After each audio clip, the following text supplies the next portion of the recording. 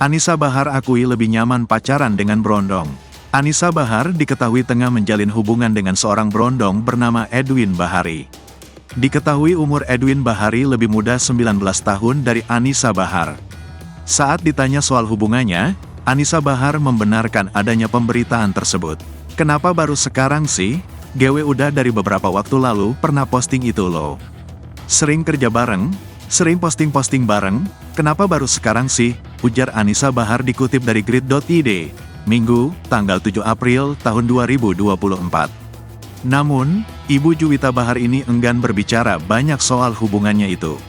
Menurutnya, ia kini hanya menjalani kebahagiaan dengan pacar Brondongnya. "Apa yang perlu dikomentari? Let it flow aja," paparnya. Usut punya usut, Anisa sudah mengenal Edwin sejak lama. Namun, memang pendekatannya baru seumur jagung. Baru aja, dekat, kalau kenal udah lama. Cuma kalau deket ya baru-baru ini, lebih intens deket. Kalau kenal udah lama, udah 1,5 tahun.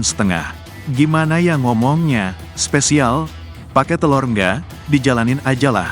Aku juga gak mau mengiyakan atau mentidakkan, dijalani aja, jelasnya.